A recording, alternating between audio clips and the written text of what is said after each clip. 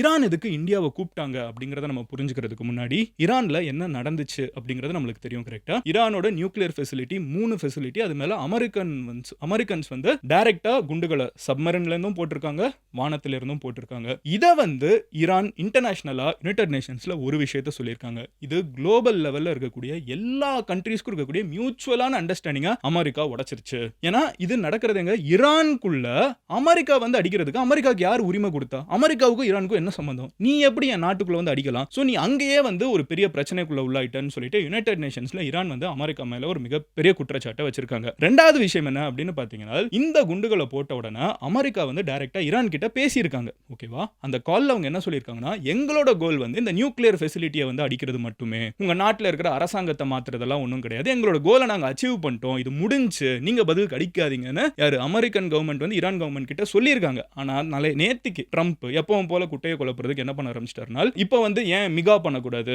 Make Iran great again, அங்க இருக்கிற கவர்மெண்ட்டை மாத்தணும் அப்படின்னு சொல்லிட்டு மறுபடியும் ஆரம்பிக்கிறாங்க. நீங்க என்ன நடந்துட்டு இருக்குன்னு புரிஞ்சுதா உங்களுக்கு? கண்ணு முன்னாடி உலகத்துல ஏதோ ஒரு மூலையில இருக்கிற அமெரிக்கா வந்து ஈரான்ல இருக்கிற நியூக்ளியர் ஃபெசிலிட்டியை குண்டுகளை போட்டு தகர்க்கிறாங்க. அதுக்கப்புறம் அங்க இருக்கிற கவர்மெண்ட்டை மாத்த மாட்டோம், இது மட்டும் தான் எங்களோட கோல்னு சொல்றாங்க. ஏன்னா இமிடியேட்டா ஈரான் அடிச்சிடக்கூடாது. ஏன்னா சுத்தி அமெரிக்கன் பேசஸ் அவ்வளவு இருக்குது. 50,000 அமெரிக்கன் சோல்ஜர்ஸ் வந்து மிடில் ஈஸ்ட்ல இருக்காங்க. இந்த கான்செப்ட் வந்து நம்மளுக்கு புரிஞ்சுக்கிறதுக்கு புதுசா இருக்கும். பட் நீங்க பாத்தீங்கன்னா ஈராக், சிரியா, பஹ்ரைன், கத்தார் இங்கெல்லாம் வந்து அமெரிக்காவோட சொந்த ராணுவ தளங்கள் இருக்குது. ஓகேவா? ஈரான் நினைச்சா இந்த இடத்துலலாம் இப்படிங்கிறதுக்குள்ள அடிச்சிடலாம். சோ அதை அடிக்க கூடாதுங்கிறதுனால அமெரிக்கா என்ன சொன்னாங்க, நாங்க நியூக்ளியர் ஃபெசிலிட்டி அடிக்கணும்னு நினைச்சா நாங்க அதை அடிச்சிட்டோம், இனிமே எங்களுக்கு வேற எந்த லட்சியமும் இல்லன்ட்டாங்க. ஆனா இன்னைக்கு அடுத்த நாளே வந்து அமெரிக்கன் பிரசிடென்ட் என்ன சொல்றாரு, இப்போ நாங்க அங்க கவர்மெண்ட்டை மாத்துவோம். யுஎஸ் ஓட பேட்டர்ன் இந்த பிரச்சனையில நீங்க பாத்தீங்கன்னா ஸ்டார்டிங்ல இருந்து நாங்க 2 வாரம் பேச போறோம் நாங்க சொல்லி 2வது நாள் குண்டை போட்டாங்க. நாங்க இது மட்டும் தான் பண்ணுவோம், இதுக்கு மேல எதுவும் பண்ண மாட்டோம். நாங்க இப்போ பார்த்தா நீங்க கவர்மெண்ட்டை மாத்துறதுக்கு நாங்க வாய்ப்பு, நாங்க அது ஏதாவது யோசிப்போம் அப்படிங்கிறாங்க. சோ மாத்தி ட்ரம்ப் வந்ததுல இருந்து சொன்னது ஒண்ணு செய்யறது ஒண்ணா தான் இருக்குது. ஈரான் வந்து இதெல்லாம் ரொம்ப தெளிவா கடுப்பாயிருக்காங்க. ஈரானை சுத்தி அமெரிக்கன் பேசஸ் நிறைய இருக்குது. நான் ஆல்ரெடி சொன்ன மாதிரி ஈராக், சிரியா, பஹ்ரைன், கத்தார் இந்த கண்ட்ரீஸ்ல எல்லாம் வந்து